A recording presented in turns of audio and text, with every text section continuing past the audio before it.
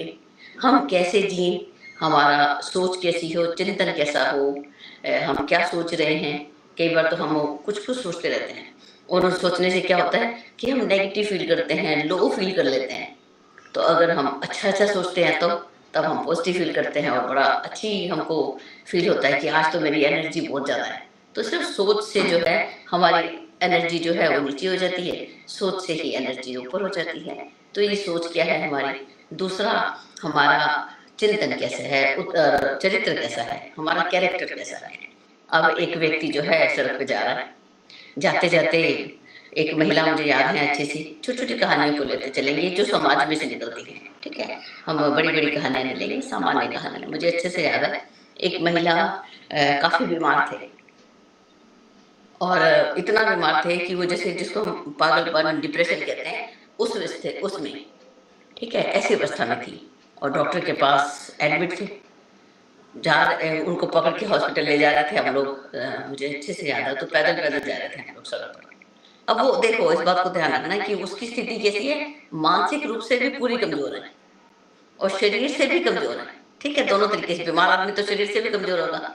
जब वो कमज़ोर है तो जाते-जाते पता क्या करती हैं, रास्ते में जाते-जाते अब 2-3 लोग जा रहे हैं, वो काँच का टुकड़ा सड़क पे पड़ा हुआ किसी को नहीं दिखा, लेकिन उन माताजी को दिख गया। उठाकर उन्होंने साइड पे फेंक दिया। अच्छा लगा, थोड़ी देर आगे और चले, उनको ही दिखे काँटे, सड़क पे 2-4 काँटे गिरे हुए, कीकर के, बबूल के जो काँटे पड़े होते हैं, वो उन्हीं को ही दिखे। बाकी लोग तो उन्हीं पे ध्यान था, मालूम नहीं कहाँ ध्यान था। उसको लेके चले, चलो जी हॉस्पिटल पहुँच गए। जब हॉस्पिटल पहुँचे, तो वो कमरे से बाहर निकलती, तो लाइट बंद कर देती, चाहे वो बाथरूम में जाती। जब वो अंदर आती तो लाइट खोल लेती, बाथरूम की लाइट खोलती, बाथरूम की लाइट बंद करती। तो उसके ऊपर मुझे बहुत सोचने को पड़ा कि हम ऐसे व्यक्ति को मानसिक रोगी कैसे कह सकते हैं? जिसका चरित्र, अब चरित्र एक घटना जो घर से लेकर हॉस्पिटल तक का, है ना? रंजन मैं आपको संबोधित करूँगी, है ना रंजन, आप मेरी बात सुन रहे हो ना?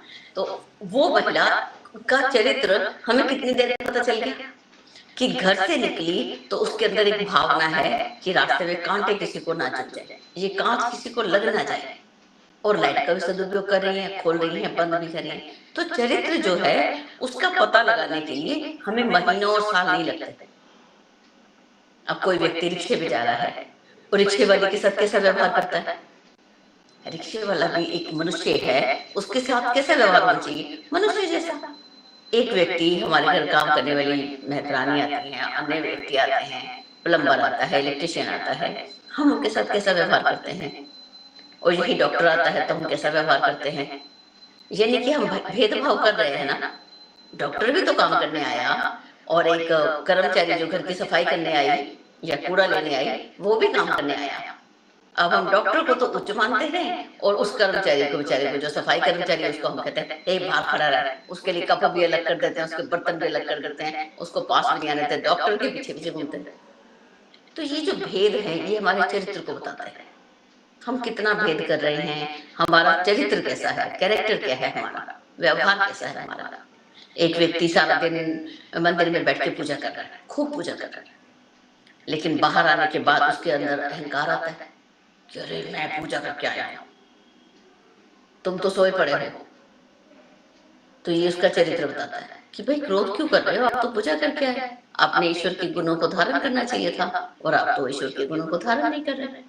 ईश्वर कैसा है, आपने देखा है भगवान की मूर्ति को कभी भी ऐसे टेढ़ा होकर बैठा हो? भगवान एकदम सीधे बैठते हैं। किसी भी मूर्ति को देखो तो उसके अंदर एक सुंदर सी स्माइल होती है। क्या हमारे पास वो स्माइल है? तो चरित्र जो है इन छोटी छोटी चीजों से सीखने को बन जाता है। वो बड़ा हंसमुख व्यक्ति है, हम बोलते हैं ना, तो ये चरित्र बता रहा है। और वो बता रहा है ये रोगी, ये तो दुखी आत्मा है, हम बोलते हैं ना, ये जब भी आएगा तो दुख की बात करेगा। आए आए तो मैं बीमार हो गया, मैं गिर गया, मेरे को चोट लगी, जरा सी लगी होती है उसको बैठ के बैठ बैठ कर रहा होता है। तो चरित्र बताता है ये दुखी आत्मा है और ये प्रसन्न आत्मा है। तो चरित्र, पहला हमने चिंतन पे बात करी, दूसरा हम चरित्र पे बात करते हैं। दूसरा हमारा व्यवहार, हमारा व्यवहार कैसा होना चाहिए? शालीन, किसी के साथ भी व्यवहार करें और दूसरों की इच्छाओं का सम्मान करें, ये कहानी मैं बार बार सुनाती हूँ कि दूसरों की इच्छाओं का सम्मान करें। ये बड़ा कठिन है, अपनी इच्छाओं का सम्मान तो हर कोई कर लेगा, दूसरे की इच्छाओं का सम्मान में बड़ी दिक्कत आती है। हम एक बार शादी में गए, शादी में गए तो वहां पे पंजाबी फैमिली की शादी थी, तो वहां पर घोड़ा आया, घोड़ी आती है ना शादी में, दूल्हा बैठा, अब वो बच्चा जो थे वो लड़के को बैठा दिया, अब लड़की रो रही, छोटी बच्ची बहन उसकी, मुझे घोड़े पे बैठना है। अब पिताजी कहते हैं विवाह में परंपरा होती है लड़का ही बैठता है। लो जी, ये जो आत्मा है क्या ये नर है या नारी है?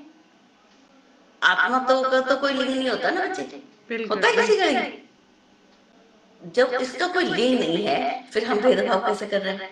तो ये व्यवहार में आता है। हम भेदभाव किसके रूप में करते हैं? जाति के रूप में करते हैं। जाति की कहानी मैंने निकाल कर दी कि जो महात्मा बुद्ध हैं किसी के घर गए, बड़ी प्यास लगी थी और जाके बोला कि भैया मुझे पानी पिला दे। वो बोले बाबा मैं तुझे पानी कैसे पिला सकती हूँ? बोले क्यों? बोले मैं जाति की भील नहीं हूँ, हम तो शूद्र जाति के हैं। बोले मैं तेरी जाति नहीं पूछ रहा माता, पानी पिला दे। हम तो हर समय भेद करते हैं। क्या आत्मा जाति में है? जाति के भेदभाव में हम परमात्मा मिलता है? परमात्मा किसी जाति में रहता है? रैदास जो स्वामी थे, ऋषि थे, वो जूते गाड़ते थे, और जब जूते गाड़ते थे तो उनके सेठ आ गए उनकी गली में से। सेठ जी आके बोले कि मैं गंगा जी को जा रहा हूँ, आप भी चलो। वो बोले नहीं नहीं नहीं, पहले बताते तो मैं जूतों का काम फिनिश कर लेता, अब तो मुझे शाम को जूते देने हैं, मालिक तो मुझे मारेगा जिसके जूते। बोले मैं नहीं जा सकता। ऐसा करो, ये 2 सिक्के पड़े हैं अपने जो जिसमें चमड़ा धोते थे ना, उसमें से 2 पैसे निकाले और दे दिए कि जाओ गंगा जी में डाल देना। हम देते हैं ना गंगा जी में, फूल देते हैं, सिक्का देते हैं, ठीक है। तो वहां पे उन्होंने दे दिया। जब गंगा जी को दिया सेठ जी ने, तो गंगा ने हाथ निकाला अंदर से, उसमें सोने का कंगन था, बोली जाओ ये रदास को दे देना। तो सेठ जी बोले 2 पैसे का कंगन, 2 पैसे दिए और गंगा मैया ने क्या दे दिया? अब गंगा मैया ने जहाँ जाति पाति देखी थी, प्रेम देखा था कि रैदास आ नहीं सका लेकिन मेरे लिए भेंट भेजी।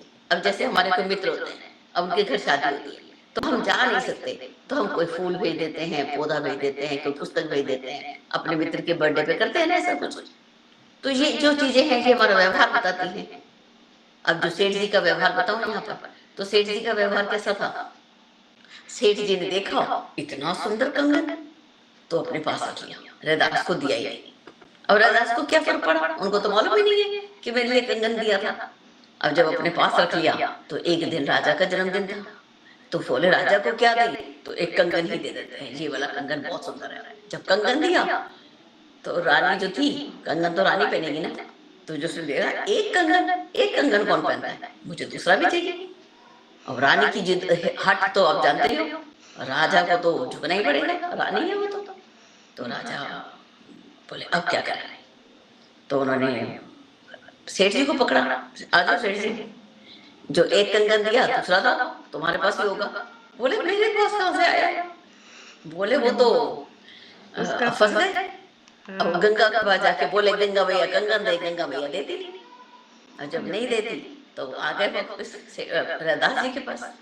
रैदास जी से विनती करी कि बाबा ऐसे ऐसे हुआ था, आपने जो 2 पैसे दिए थे मैंने गंगा को दिए, गंगा ने आपके लिए जो उपहार दिया था वो कंगन था, मैंने आपको दिया नहीं और मैं राजा को दे आया। अब जो रानी है दूसरे हाथ का कंगन मांगती है, अब मैं क्या करूं? अगर नहीं मिला तो राजा ने मुझे मरवा देना। तो बोले बड़ा सरल बात है। बोले क्या?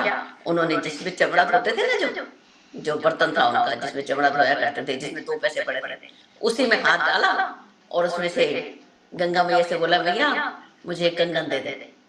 तो उसी कठौती के अंदर ही कंगन आ गया। तो कहते हैं मन चंगा तो कठौती में गंगा, यहाँ से शब्द निकला ये वाला। तो कठौती में ही कंगन जो था वो दे दिया। इसको होता है व्यवहार। हम जूते बना रहे हैं, हम कपड़े धो रहे हैं, हम खाना बना रहे हैं, हमारा व्यवहार कैसा होना चाहिए? हमारा व्यवहार ना छोटी छोटी बातों से ना बड़ा परेशान हो जाता है। आज टीचर ने मुझे कुछ कह दिया, अब टीचर ने मुझे कुछ कह दिया, मेरे बॉस ने मुझे कुछ कह दिया, राह चलते मेरे मित्र ने कुछ कह दिया, अब हम कैसे हो जाते हैं? विचलित हो जाते हैं और घर आके अब दूसरों की पढ़ाई करनी शुरू कर देते हैं। मुझे मेरी टीचर ने मारा था, मैं अपने कुत्ते को मारने लग जाता हूँ। ये व्यवहार में आ गया। बिल्कुल, बिल्कुल। अब 3 चीजें मैंने आपको आज बताई। पहला चिंतन, हम सोचते क्या हैं। दूसरा चरित्र, मेरा कैरेक्टर क्या है। अब एक कैरेक्टर मैंने माता जी का उदाहरण दिया, घर से लेके हॉस्पिटल के तक एक ही दिन में उनका चरित्र मालूम पड़ गया। अरे ये माता, इसको कौन पागल कहता है, इनका तो इतना सुंदर चरित्र है। और रैदास का व्यवहार, उन्होंने क्रोध नहीं किया सेठ जी पे कि मेरा मेरा सोने का कंगन लेके बैठ गया तू, जो इतना सुंदर था कि रानी भी उसके लिए विचलित हो गई कि दूसरा कंगन चाहिए। लेकिन अपने व्यवहार को उन्होंने जरा भी डिस्टर्ब नहीं किया। जब हमारा व्यवहार जो है जब डिस्टर्ब होने लगे, अब होगा तो सही, हम भगवान तो नहीं है ना। जब भगवान नहीं है तो व्यवहार में अंतर जरूर आएगा। तब उस समय अपने ऊपर, जैसे आप अपने कुछ भी अपने हाथों को करें, लंबी लंबी सांस लें कि नहीं, अपने ऊपर एक जैसे प्रिंसिपल को बिठा लेते हैं, ऐसे प्रिंसिपल को बिठा लिया। वो प्रिंसिपल मुझे देख रहा है, जैसे ईश्वर मुझे देख रहा है। स्कूल में प्रिंसिपल होता है तो सारा स्कूल नियम में चलता है ना, प्रिंसिपल चला जाए तो टीचर्स भी बाहर जाते हैं।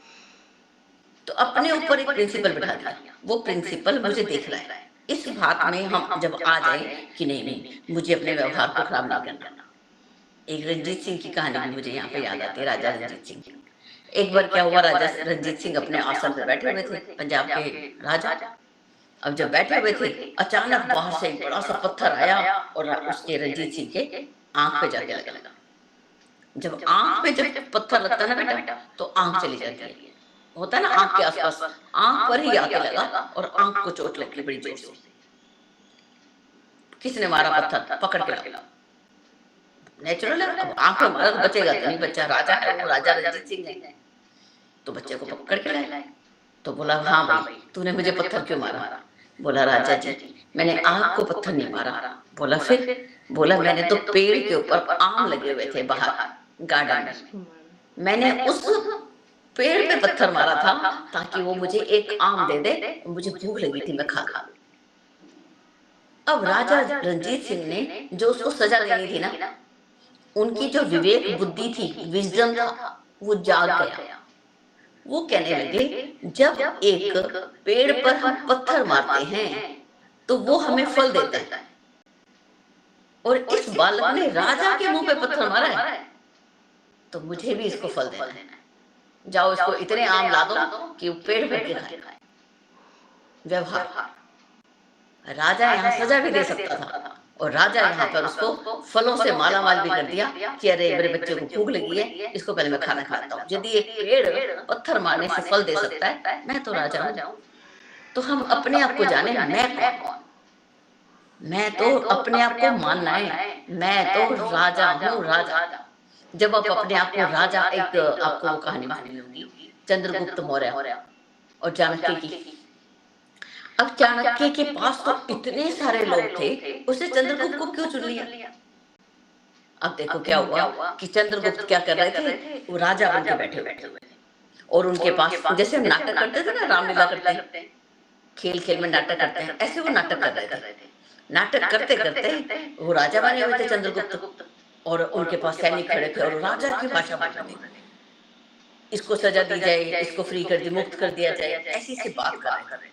तो जब चाणक्य ने देखा कि इस बच्चे के अंदर कौन से गुण हैं, राजा वाले गुण हैं, तो उन्हीं को उन्होंने शिष्य बना लिया और एक दिन उससे प्रॉमिस कर लिया, मैं तुझे राजा बना के रखूंगा, तुझे मैं राजा बना दूंगा। अब जैसे मैं बोलूं कि यदि आप मेरे पास आओगे तो मैं तुम्हारे में विवेक बुद्धि जगा दूंगी, जैसे हम बोले। अब उन्होंने प्रॉमिस कर लिया, मैं तुझे राजा बना दूंगा अगर तू मेरा शिष्य बनता है तो बोला कि मुझे तो राजा ही बनना है भाई।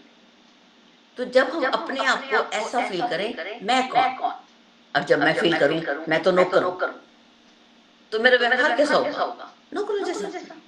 मैं नौकरी को ही ढूंढता रहता हूँ, अरे मुझे कोई नौकरी मिल जाए। और एक आदमी होता है जो कहता है नहीं, मैं तो 10 आदमियों को नौकर रखूं, गुरुदेव मुझे वैसा बना देना, तो वैसा बना देंगे।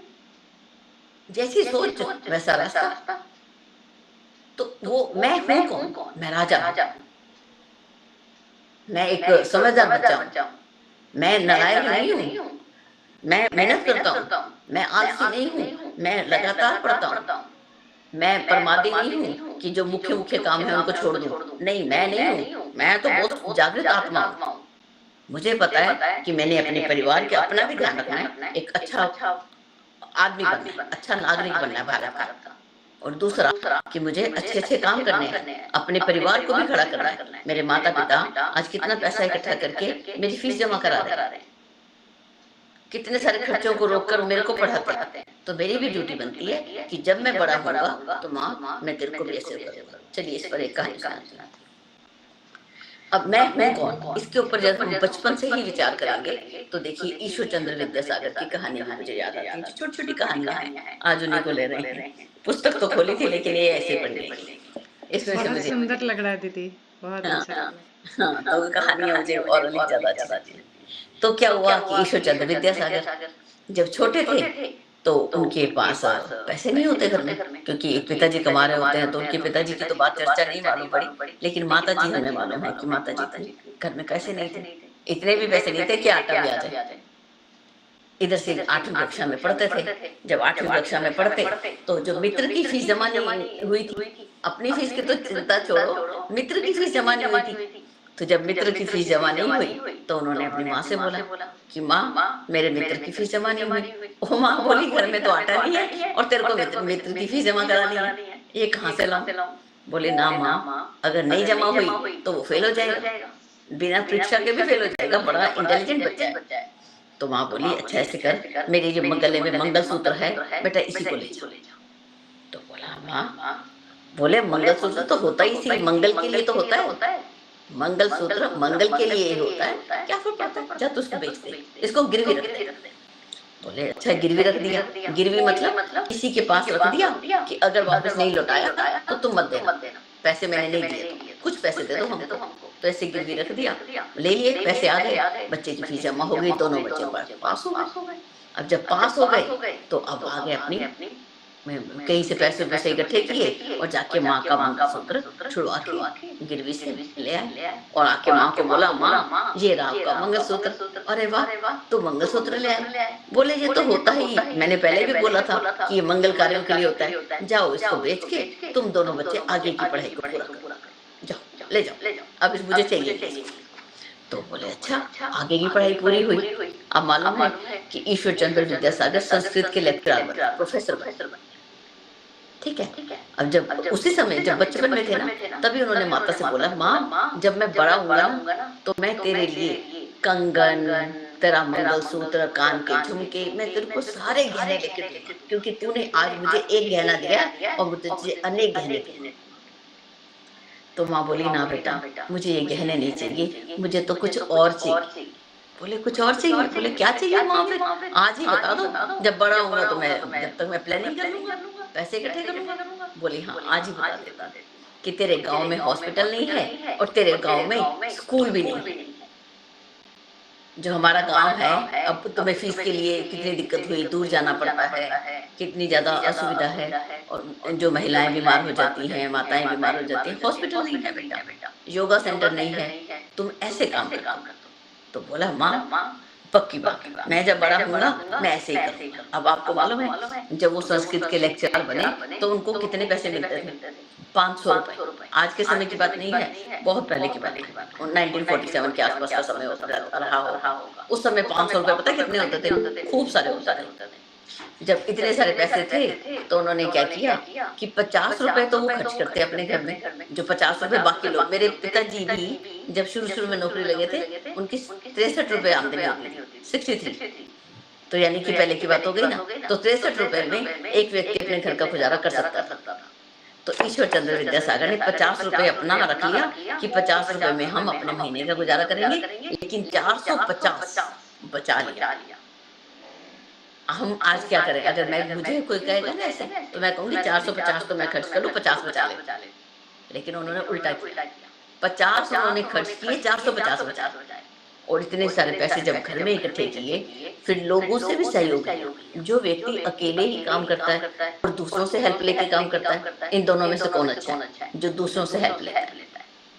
ठीक है? उन्होंने दूसरों से भी हेल्प ली कि मेरी हेल्प करो, हम यहाँ पर स्कूल खोलेंगे, यहाँ हॉस्पिटल खोलेंगे, जो स्त्रियाँ विधवा हो जाती हैं, उनका दोबारा विवाह करेंगे।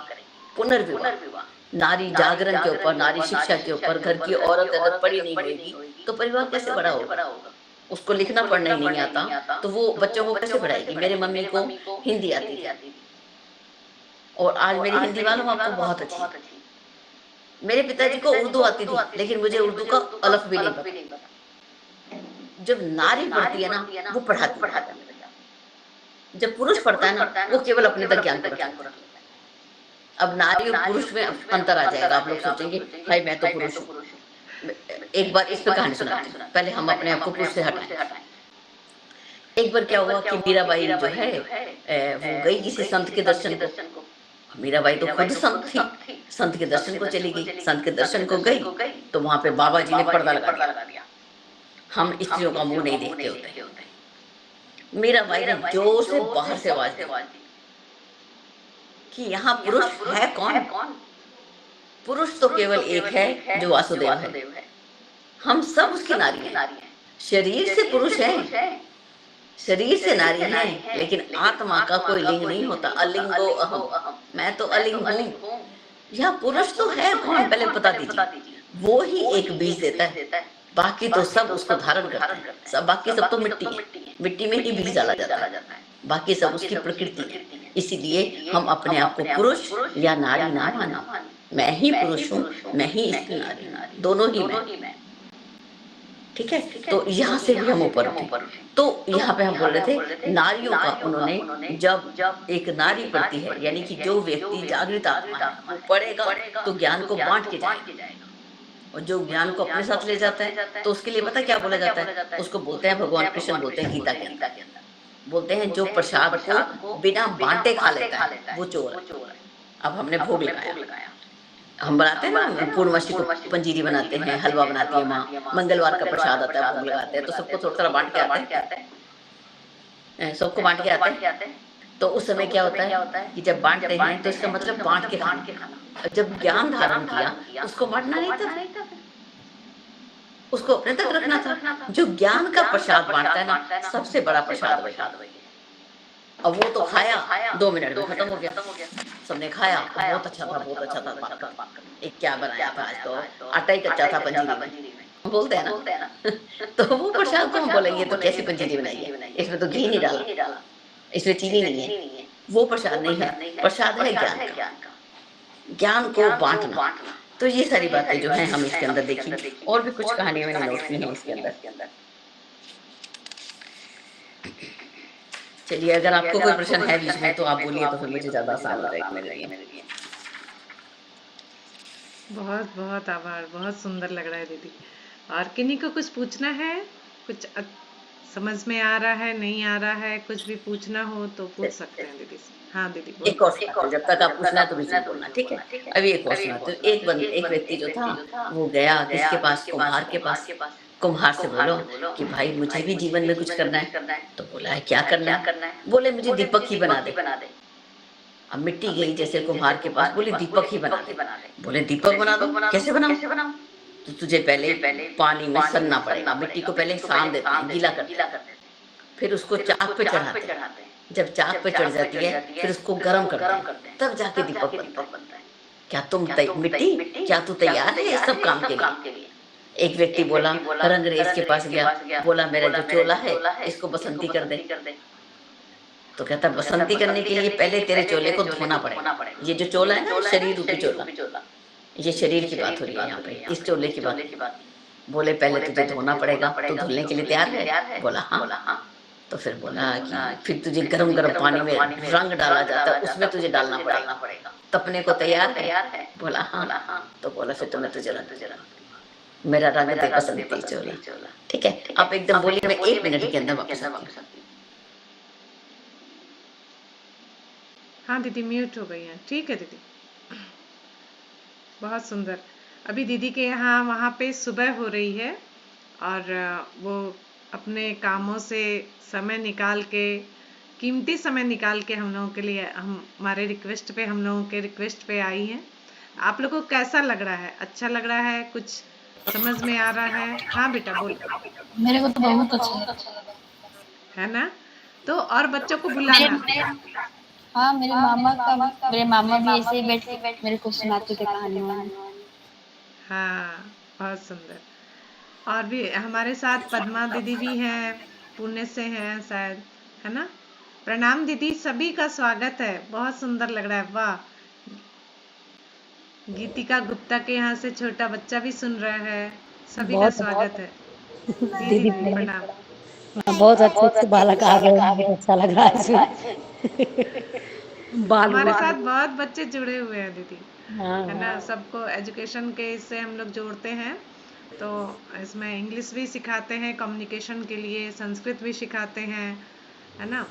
और रोजगार से संबंधित कोई समस्या होती है तो उस पर भी कार्य करते हैं। आ गई दीदी हमारी। दीदी प्रणाम।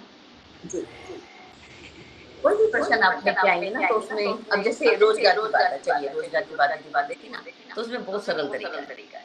अब रोजगार हम पैसा कमाना है, हमारी हॉबीज को हम देखें।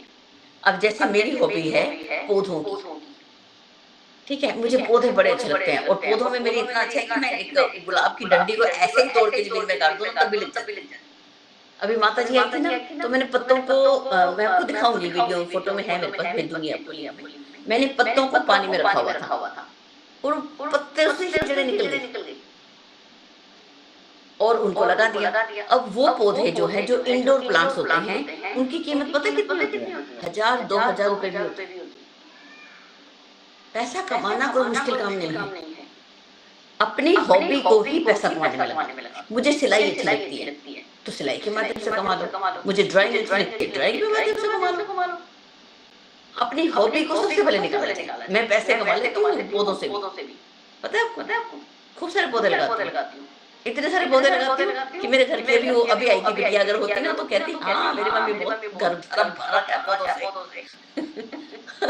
वो दुखी हो जाते हैं मेरे पौधों से कि इतने पौधे। भाई गॉड, अभी अभी यहाँ पे सर्दी होती है ना तो सारे के सारे अंदर आने वाले हैं, 2-3 दिन के अंदर पूरा घर पौधों से भर जाएगा हमारा, इंडोर हो जाएंगे सारे सारे पौधे, क्योंकि बाहर ठंड में मर जाते हैं इंडोर प्लांट्स, तो उनको अंदर लाएंगे हम लोग। अभी देखना यहीं पे पड़े मिलेंगे आपको मेरे आसपास। तो इस तरीके से जो हॉबी है उससे पैसा कमाया जाए। जो भी पहला काम चाहिए, मुझे खाना बनाना अच्छा लगता है तो खाना, आजकल खाने के पता है कितने पैसे मिलते हैं? हमारे घर में पैसा कमाने का तरीका मैं बताऊं, हम लोग क्या करते हैं। अब यहाँ पे मैं खाली पढ़ती पढ़ाती नहीं हूँ, पैसा कमाती हूँ। अब बताओ, आप बोलोगे दीदी अब रोज तो नहीं बैठी होती, सारा दिन पैसे कैसे कमा लेती हो? हमारे घर में हमने ऐसे 2 पोर्शन है, एक नीचे का एक सबसे ऊपर वाला, उसको खाली कर रखा है। आज के समय में एक कमरा भी खाली है तो उसको हम एयरबीएनबी, बेड एंड ब्रेकफास्ट बना देते हैं। उसमें बाहर के लोग आते हैं सप्ताह में 2 या 3 दिन, वो घर में रहेंगे। उस समय तुमको तरीके से रहना है, घर में बाहर के लोग आए हुए हैं। अब हमारे घर में आज शुक्र फ्राइडे, आज हमारे घर ऊपर वाले पोर्शन में भी आने वाले हैं, नीचे वाले में। और तभी वो बिटिया आई थी, मम्मी तू यहाँ बैठी है, वहां पे लोग आ जाएंगे।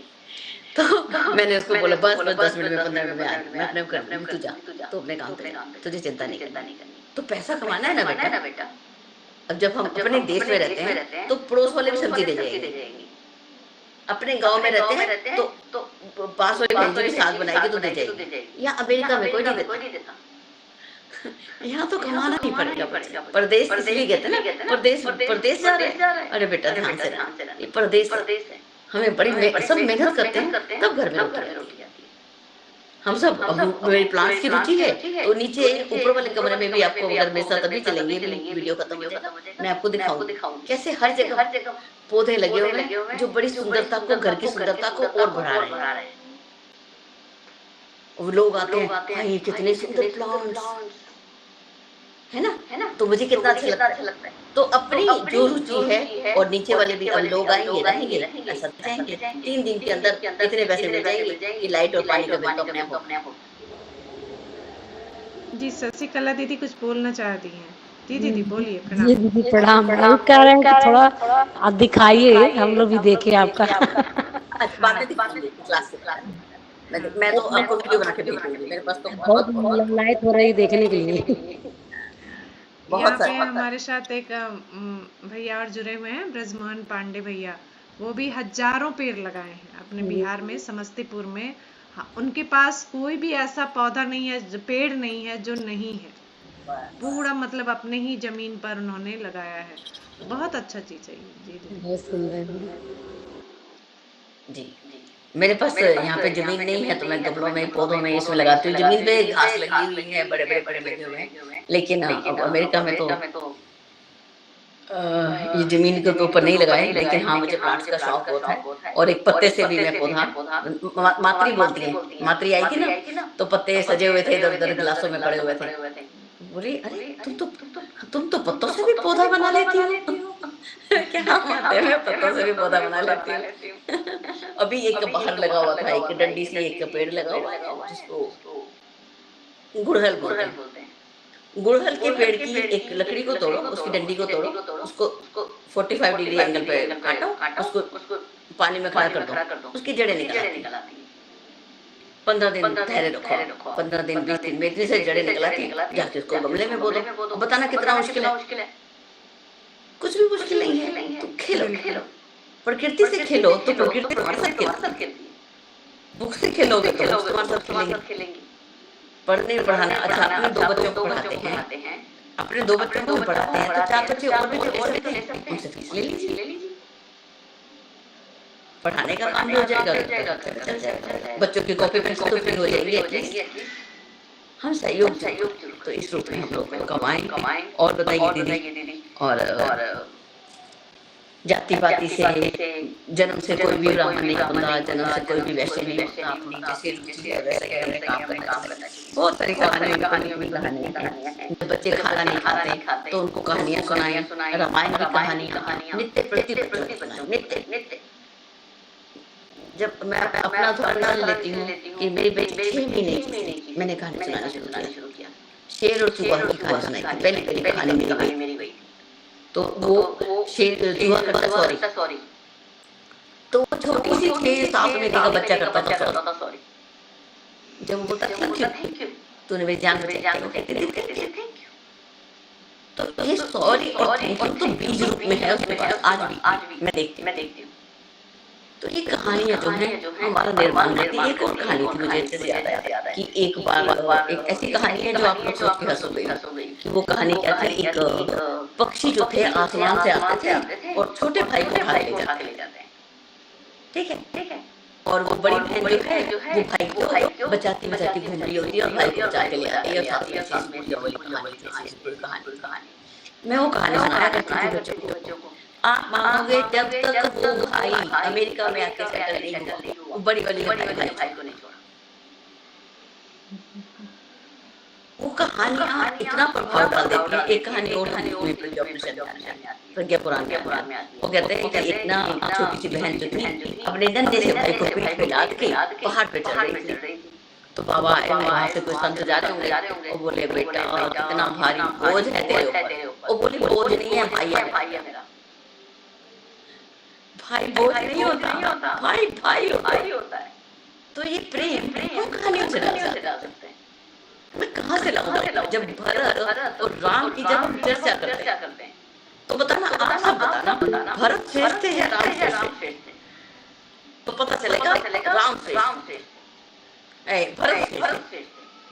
राम को तो वनवास दे दिया था कहीं, उसको मजबूर ही जाना था। भरत को तो वनवास नहीं दिया था, वो तो जाके नंदी गांव में जाके वहाँ पे बाबा जी बन के पड़े रहे थे। तो कौन श्रेष्ठ था? तो जब ये कहानी सुनाई जाती है तो पता चलता है भरत श्रेष्ठ था भाई, उसी के कारण आज रामायण है। तो कौन जानता रामायण को? जब परिवार के अंदर त्याग की परंपरा होती है, अपने मुंह से रोटी निकाल के जब बहन भाई को, भाई बहन को खिला देता है, तब माँ का मस्तक ऊंचा होगा त्याग और बलिदान से। उस माँ का मस्तक ऊंचा होता है जब बच्चे औलाद का त्याग करते हैं। और जब बच्चे आपस में दो ईंट भूमि के लिए लड़ते हैं, मकानों के लिए लड़ते हैं, जायदाद के लिए लड़ते हैं, उस माँ का मस्तक ऊंचा होता है, नीचा हो जाता है।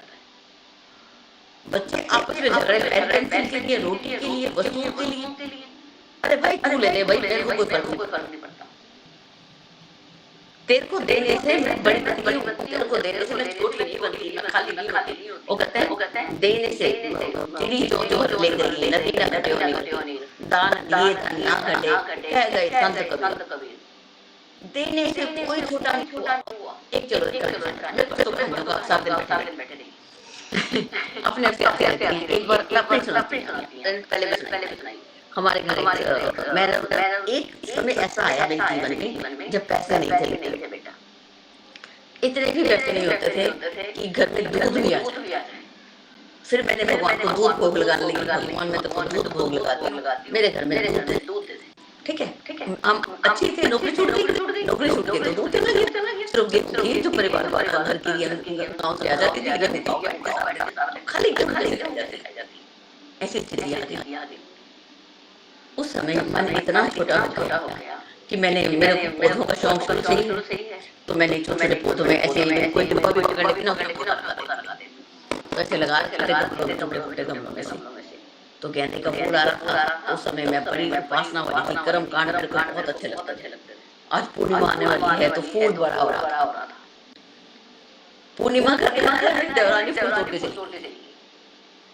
अरे मेरा तो उसने इतनी मुश्किल से बड़ा किया, रोज पानी अलवर की गर्मी में मैंने बचा के रखा था और वो तोड़ के लेके मन छोटा हो चुका था, इतना छोटा हो गया कि मैं फूल ना दे सकी।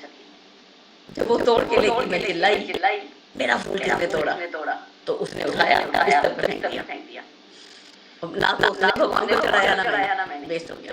बिस्तर वाला हम चढ़ाते थे। अब यहाँ विवेक जल्दी हो गया, अरे भगवान मैंने क्या कर दिया।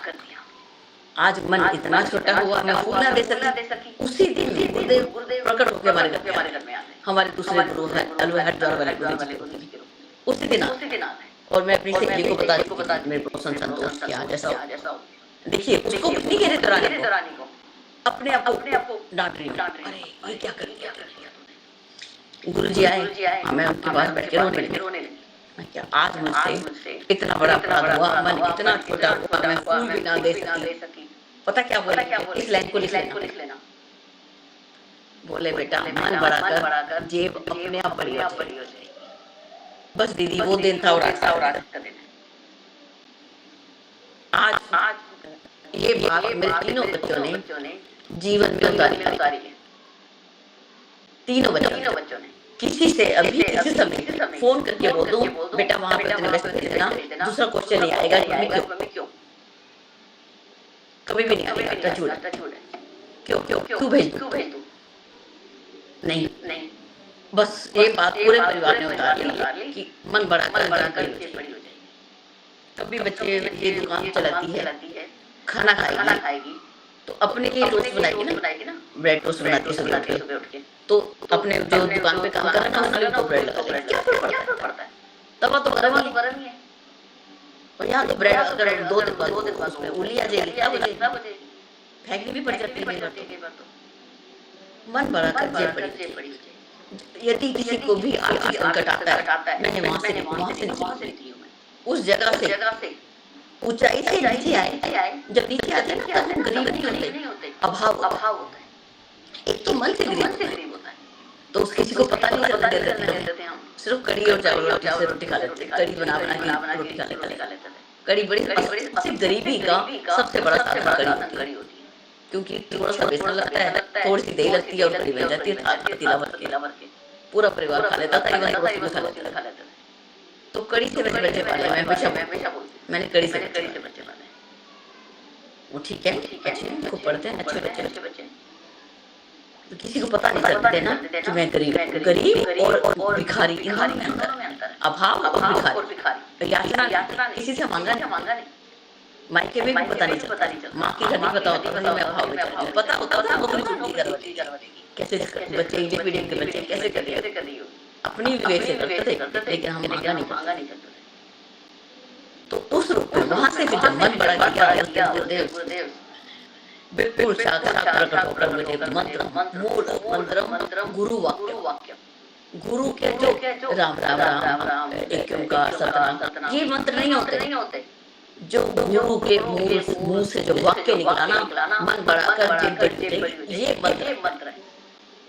आज मैं जो गुरु जी का मंत्र याद नहीं है, उनका जो मंत्र था मेरे मायके वाला मैं भूल गई, लेकिन ये मंत्र मुझे आज मेरे पास याद है कि मन बड़ा कर जेब बड़ी।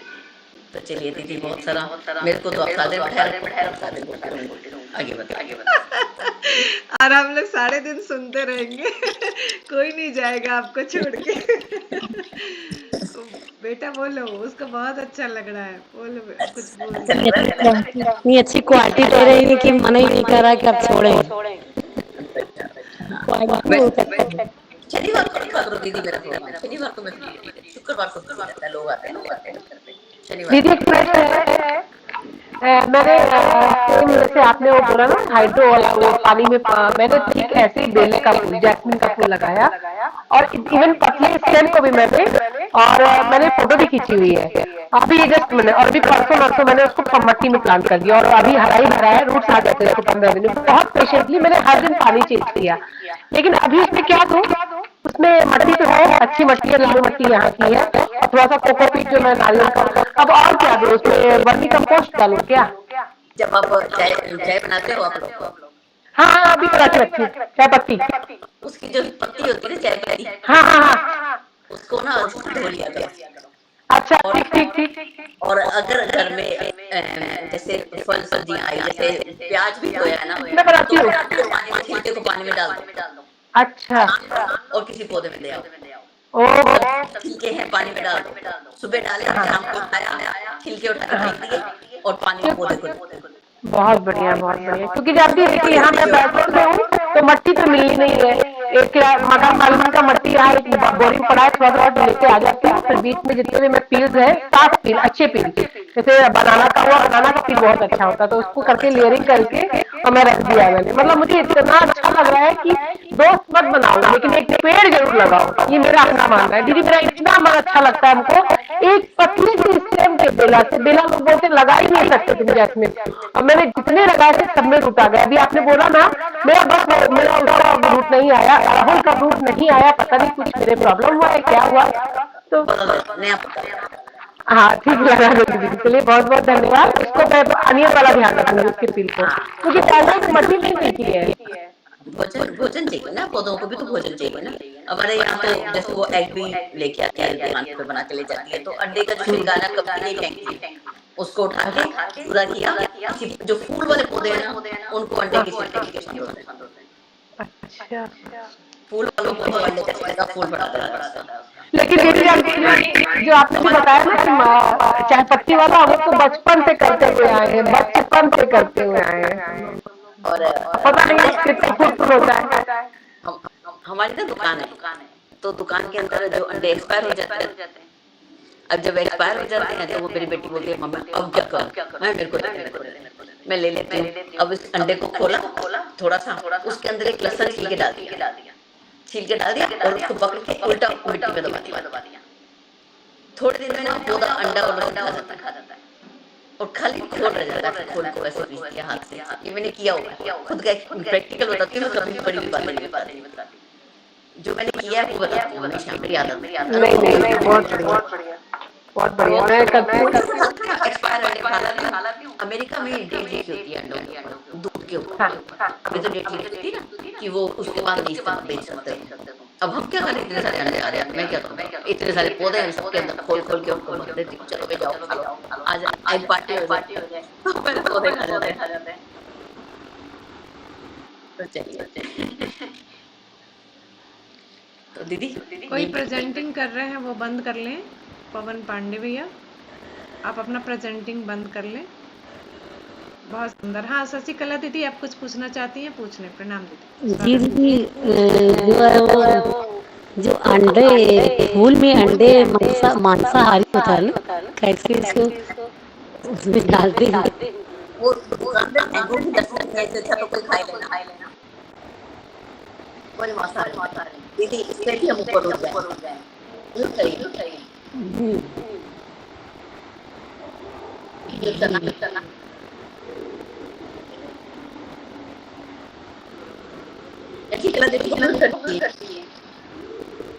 जी दीदी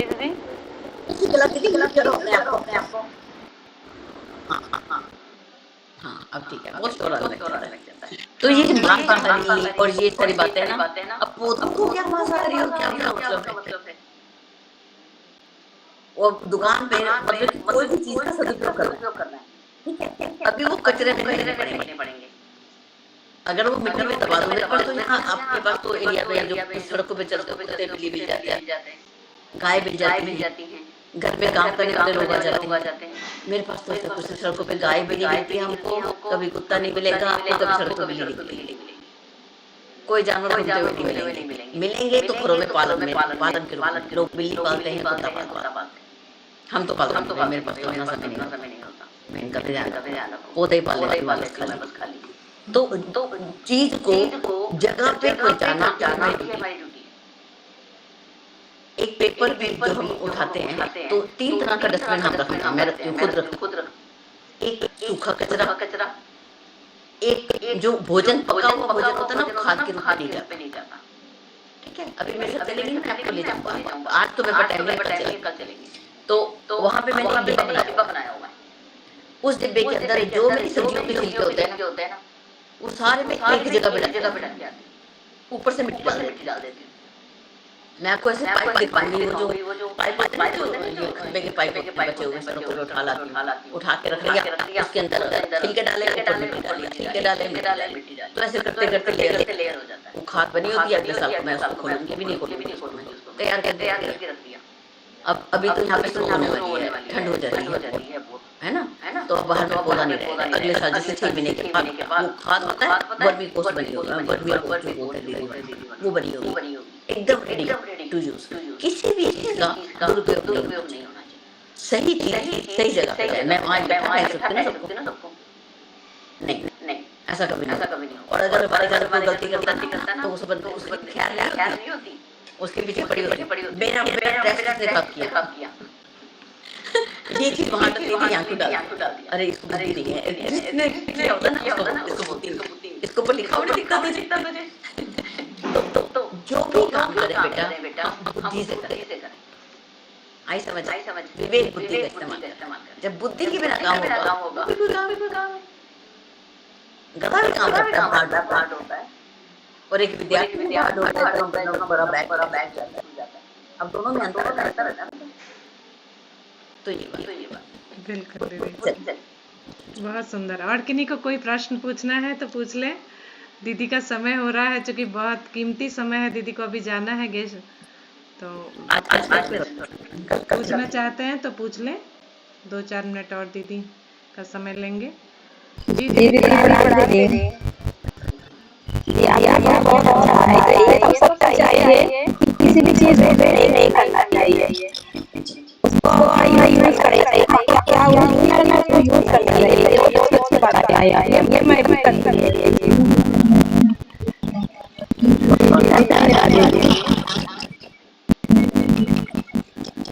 ठीक है दीदी, म्यूट कर लो। धन्यवाद दीदी। हाँ पद्मा दीदी, आप लोग कोई भी कुछ पूछना चाहते हैं, कुछ बोलना चाहते हैं, अनुभवी बताएंगी वो, इसलिए तो बुला रही हूँ। और रूपा दीदी भी जुड़ी हैं, और बहुत सारे अच्छे लोग सभी जुड़े हुए हैं। सभी को प्रणाम, सभी का स्वागत है। कोई कुछ बोलना चाहते हैं, आज कैसा लगा सुन के, या कुछ अपने विचार? जी दीदी प्रणाम।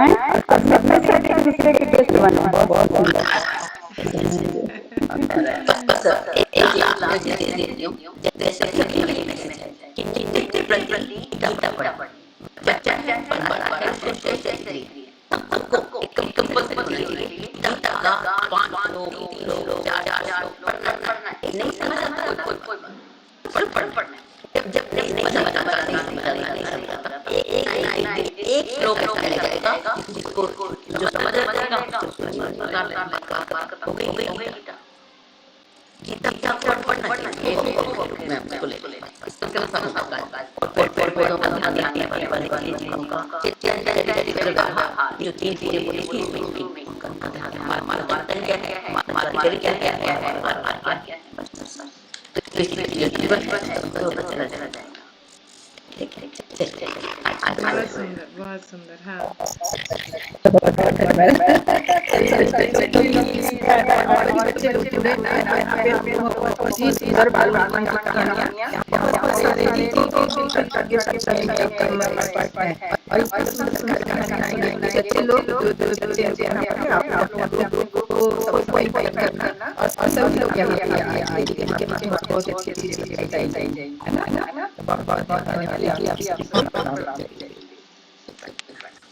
धन्यवाद दीदी, प्रणाम। और कोई कुछ कहना चाहते हैं 1-2 मिनट में प्लीज बताएं। ब्रजमोहन पांडे फूफा जी, आप कुछ बोलना चाहते हैं? उमेश भी हैं, हमारी माँ जी भी जुड़ी हुई हैं। मैंने बोला तो हमारी माँ जी प्रमीला देवी की आईडी से जुड़ी हुई हैं और पूरे टाइम से वो जुड़ी हैं। बोलिए प्रणाम फूफा। अच्छा, वो बैकग्राउंड से आवाज आ रही है। कुछ पूछना है बेटा आपको? बहुत बहुत आपका नाम का रहा और मैंगी को बहुत हमारा नमस्कार प्रणाम। और आपका जो है कार्यक्रम मैंने लोगों को प्रेरित करने वाला है, बच्चों को भी इससे बहुत शिक्षा मिलती है और बड़े लोग भी इससे लाभान्वित हो रहे हैं। ये बहुत अच्छा कार्यक्रम, आपका इस तरह का कार्यक्रम चलता रहे, हमारा शुभकामनाएं। Thank you. बेटा बोलो कैसा लगा, आप बताओ कुछ बेटा। आदर्श है नाम आपका, बोलिए। Yes ma'am. मेरा तो कहना है कि मतलब हर एक सप्ताह में होना चाहिए क्योंकि बहुत अच्छे बात बताते हैं। बाकी अभी तो आज का लेकिन क्लास में बहुत अच्छा भी लगा। थैंक यू मैम इतना सारा। ठीक है, और सभी को लेके आना, जितने बच्चे इंग्लिश में आते हैं ना सभी को बोलना कि हमने सुना था, बहुत अच्छा लगा, सबसे शेयर करना, ठीक है। तो फिर आगे से हम लोग और दीदी का समय लेंगे, कीमती समय, ठीक है। तो शांति पाठ करते हैं, 8 बजने वाला, दीदी इजाजत है। हाँ ठीक है, सभी को प्रणाम, बहुत बहुत धन्यवाद, आप सब भी जुड़े। और दीदी का तो कह नहीं सकती कितना आभार है, बहुत बहुत दीदी को बहुत धन्यवाद, आपने कीमती समय दिया समाज के लिए, सबका कल्याण हो। जी दीदी कुछ कहना चाह रही हैं? बहुत बहुत धन्यवाद दीदी, ज्ञान की गंगा में बहते गए, बहुत अच्छा लगा। Thank you so much. शांति पाठ कोई दीदी करेंगी? आप ले ॐ शांति अंतरिक्षगम शांति पृथ्वी शांतिरापः शांतिरोषधयः शांति वनस्पतयः शांतिर्विश्वे देवाः शांति ब्रह्म शांति सर्वगम शांति शांतिरेव शांति क्षमा शांतिरेधि। ओम विश्वानि देव शवितरदुरितानि पराशुभ यद्भद्रं तन्नाशुभ। ओम शांतिः शांतिः शांतिः सर्वारिष्टः सुशांतिर्भवतु। सभी को पुनः बहुत बहुत धन्यवाद, दीदी को बहुत बहुत धन्यवाद, आप जुड़ी। फिर से उम्मीद करूंगी आप ऐसे ही हम लोग का मार्गदर्शन करें और जब याद करें आप कीमती समय दे पाए हम लोगों को। जी दीदी। दीदी प्रणाम। ये कह रहे हैं सप्ताह में एक दिन आएगा ना, एक दिन आएंगे दीदी। दीदी को जब समय मिलेगा हम उनसे पूछते रहेंगे और जब वो बोल पाएंगे कि हाँ ठीक है ओके, तो ओके हो जाएगा। सैटरडे रख लिया करो, कोई दिक्कत नहीं। बहुत बहुत धन्यवाद दीदी, प्रणाम। ठीक है, देखते हैं शनिवार का एक और प्रोग्राम ऑलरेडी है, मिथिलेश भैया गायत्री परिवार के ही हैं, वो पीपीटी बना के हम लोग को बताते हैं, तो जिस दिन उनका नहीं रहेगा उस दिन आपका रख लेंगे, ठीक है दीदी? ठीक है, दीदी का खजाना खुलने वाला है, कहानी गाना